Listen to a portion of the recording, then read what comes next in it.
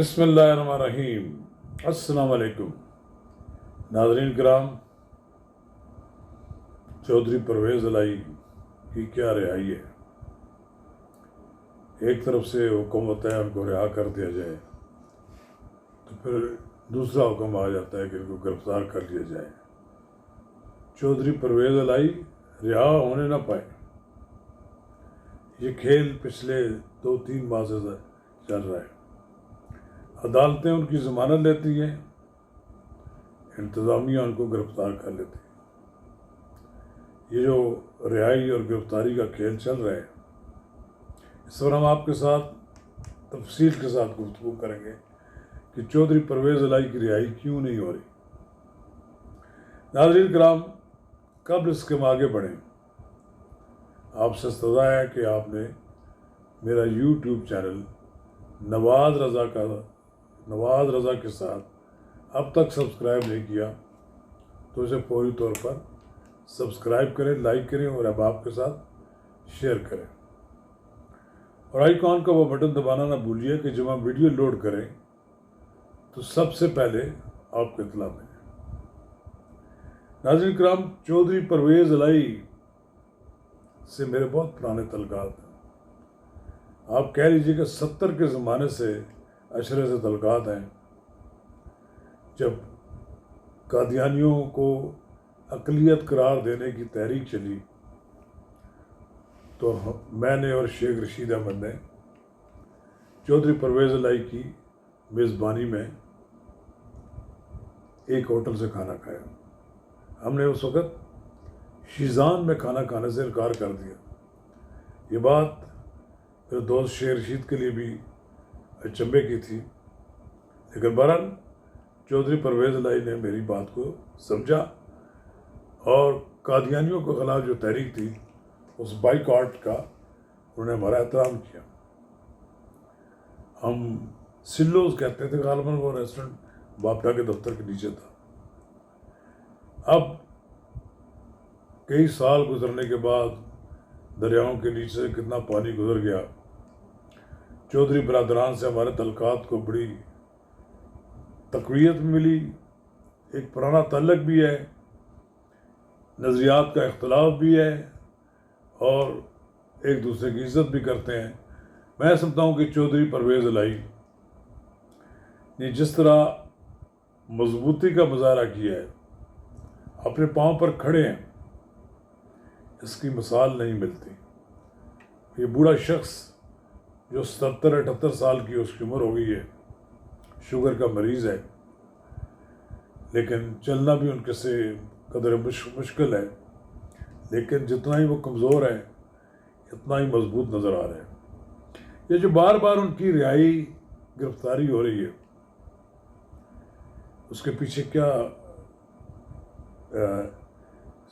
क्या नज़रिया है, क्या कहानी है। तो वो कहानी ये है कि चौधरी परवेज़ इलाही को अपने रास्ते पर लाने के लिए मुसलसल दबाव डाला जा रहा है, लेकिन ताहाल चौधरी कोई बात मानने के लिए तैयार नहीं है, या मानने के लिए तैयार नहीं है, और ये भी हो सकता है कि वो अपनी शराइत के तहत बाहर आना चाहते हैं। लेकिन चौधरी परवेज़ इलाही ने ताहाल इमरान खान का दामन हाथ से नहीं छोड़ा। लेकिन मेरे ख्याल में इन सब बातों के बावजूद अभी तक इमरान खान ज़रूर शक की निगाह से देखते होंगे चौधरी परवेज़ इलाही को। चौधरी परवेज़ इलाही से 2-3 बार उनके बड़े भाई, आप कज़न बड़े भाई, उनके लीडर चौधरी शुजात मुलाकातें कर चुके हैं, लेकिन वो भी नाकाम रहे। और फिर जब उनकी डिटेंशन का आर्डर आता है तो एक अदालत उनको रिहा करती है, पेश करने का हुक्म करती है, तो फिर किसी और बहाने से नए मुकदमे में उनको गिरफ्तार कर लिया जाता है, अटक जेल में लाया गया। मालूम नहीं उनकी मुलाकात इमरान खान से हुई कि नहीं हुई, या इमरान खान से मुलाकात की इजाज़त दी कि नहीं दी। जेल तो मेरा ख्याल है चौधरीयों के लिए कोई नई चीज़ नहीं है। जेल तो काटते रहे इनके जो बुज़ुर्ग चौधरी ज़ोर लाई हैं, वो तो एक बड़े बहादुर लीडर थे। उन्हीं की वजह से, उनकी सियासी कमाई की वजह से आज ये मकाम है चौधरी शुजात का और चौधरी परवेज़ इलाही का। उन्हीं की मेहनतों का नतीजा है कि आज वो इस मकाम पर है। लेकिन तारीख में एक वक्त आता है कि कोई शख्स जिसके बारे में ये कहा जाता था कि वो एस्टेब्लिशमेंट का आदमी है, और जब जी चाहेगा उसको उठा लिया जाएगा और हमारे साथ हो जाएगा। अभी तक तो नहीं हो पाया। कुछ लोग कहते हैं कि मुनस इलाही की वो बात ज़्यादा मानते हैं जो कि इस मुल्क से बाहर हैं, अपने बाप को सहारा दिए हुए हैं। लेकिन मैं नहीं समझता कि खाली मुनस इलाही उनके पीछे है तो इसलिए वो इस तरह खड़े हैं। चौधरी परवेज़ इलाही भी ये समझते हैं कि सियासत में एक वक्त आता है, कि लम्हा आता है जब आदमी के गिरने और ऊपर उठने का लम्हा आता है। तो चौधरी परवेज़ इलाही ने तो फिलहाल उस लम्हे की लाज रखी और वो खड़ा होने के लिए बिल्कुल तैयार है और खड़े हो गए हैं, और अपने कमज़ोर बाजुओं और अपनी पूरे स्ट्रक्चर जो कमज़ोर हो चुका है उसमें लगता है कि एक बड़ा मजबूत आदमी खड़ा है और वो बड़ी मजबूती के साथ सूरत हाल का मुकाबला करे। तो लीडरों में ऐसी बात होनी चाहिए। मैं नहीं कहता कि चौधरी परवेज़ इलाही साहब कोई बहुत बड़े पवित्र है और वो उनके खिलाफ कोई इल्ज़ाम नहीं है, लेकिन देखिए वक्त की बात है। जिस शख्स को इमरान खान, आज उस पंजाब के डाकू ने साबित कर दिया कि उसके पाए इस्तक़लाल में कोई लग़ज़श नहीं आती, उन्हें बहादुरी की वो मिसाल कायम कर दी जो बहुत कम लीडर करते हैं। पूरी की पूरी उनकी जमात दड़म करके बैठ गई। लोगों ने माफ़ी के नामे में लिख कर दे दिए, घरों में चले गए। जेल जो है वो देखने के लिए तैयार नहीं थे।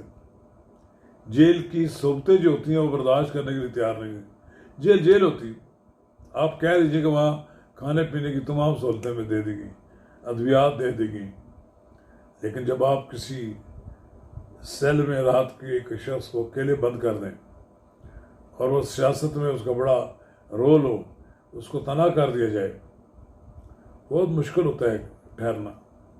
लेकिन अभी तक तो चौधरी परवेज़ इलाही नहीं लेटे, खड़े हैं और मुकाबला कर रहे हैं।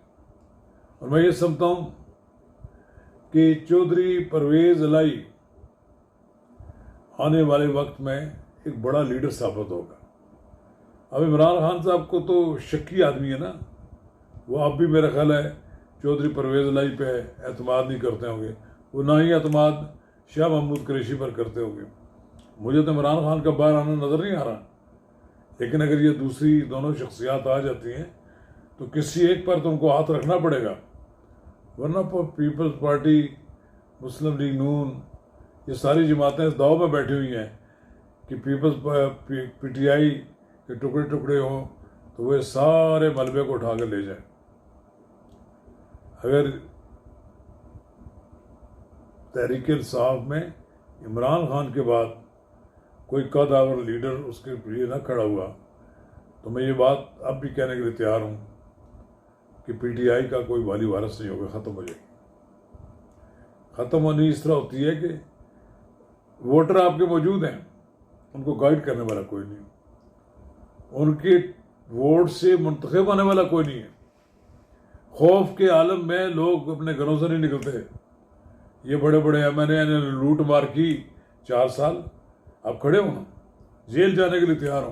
पूरी तहरीक इंसाफ में चंद एक आदमी है जो जेल से गए हैं, बाकी तो 9 मई वाले पकड़े गए हैं। अभी तो उनकी बारी है, उनकी सजाओं की बारी है। आज 5 सितंबर हो गई है, कल 6 सितंबर है और फिर सिर्फ 10 दिन की बात है। फिर 10 दिन के बाद अदालतें भी लग जाएंगी और मुजरमों को करार पाके सज़ा भी मिल जाएगी। अब देखते हैं कि चौधरी परवेज़ इलाही को कितना अरसा और गिरफ्तार किया रखा जाए। बिलाखिर तो उन्हें छोड़ना पड़ेगा। लेकिन एक बात वाज़ेह है, मैं ये समझता हूँ, मेरी अपनी एक सोच है कि चौधरी परवेज़ इलाही ने जो कुछ सियासत में साबित किया है, शायद ही कोई और लीडर अपने पाए इस्तक़लाल में इतनी मजबूती दिखा सके।